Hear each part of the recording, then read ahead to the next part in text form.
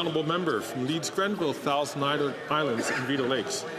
To get government contracts, the Liberal minister from Edmonton said that he was Indigenous, but he's not. He said that he wasn't the Randy who was involved in the ongoing operations of the company that was applying for government contracts, but text messages show that he was. Now, he also said he wasn't directing his company from the cabinet table, but we know that that's also not true. Not true, not true, and not true. So we don't know which minister they're going to stand up, but what we want to know from that minister is, do they think that that behavior is appropriate, and do they think that he should remain in cabinet? The Honourable Leader of the Government in the House of Commons. Thank you, Mr. Speaker. Mr. Speaker, the Minister has already responded to those questions. But what I find really interesting is that today marks 1,000 days since Russia's war of aggression in Ukraine, and we have not heard a single question about this from the Conservative members of Parliament. This is unsurprising for them, given the fact that when it comes to their support for Ukraine, it has been wavering over the past year. On this side of the House, Mr. Speaker, we stand for Ukraine. Do the Conservative members of Parliament? Exactly. Question.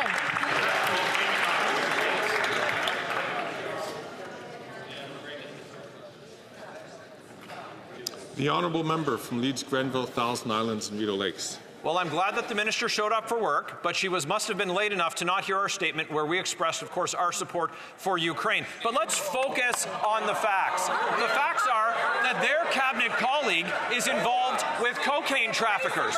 Their cabinet colleague is pretending to be Indigenous in order to disenfranchise Indigenous-owned companies and Indigenous people. That's who they're in league with. That minister can't seem to tell the truth to save his own life. So Randy or other Randy or pretend Indigenous Randy, none of them should be in cabinet. Why won't they fire this fraudster?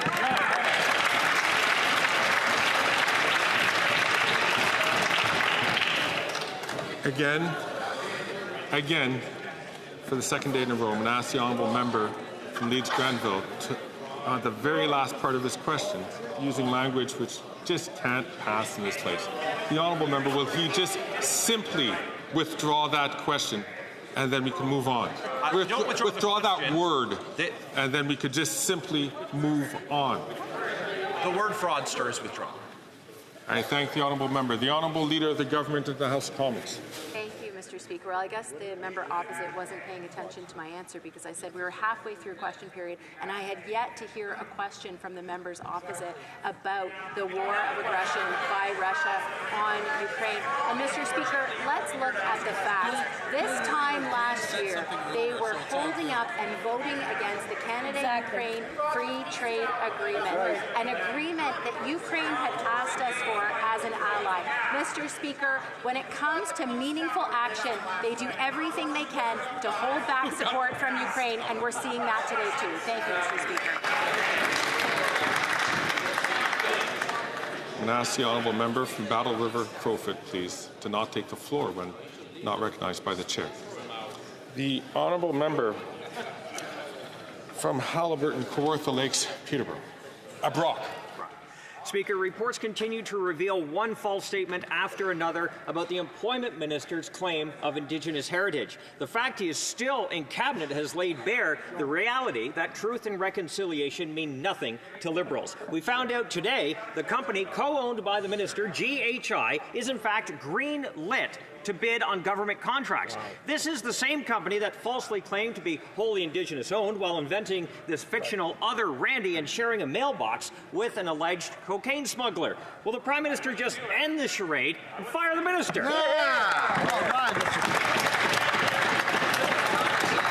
The Honourable Minister for Indigenous Services. Thank you, Mr. Speaker. It only seems apparent that the Conservatives want to talk about reconciliation when it's allegation, but rather they don't want to talk about reconciliation when we're talking about investing in First Nations housing or helping Indigenous people ensure their opportunities to have economic success or procure from the government of Canada. They don't want to talk about that, Mr. Speaker, because you know why? Their record is shameful, Mr. Speaker. In fact, they have continually cut services for Indigenous people. When they were in power, we will do the opposite.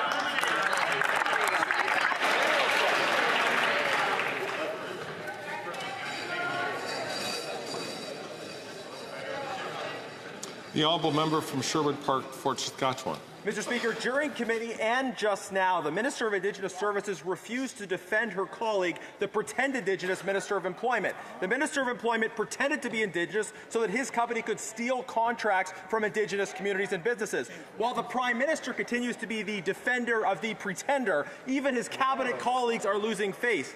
Now, this question is for the Minister of Indigenous Services. Will she stand up and defend her cabinet colleague, or should he be fired?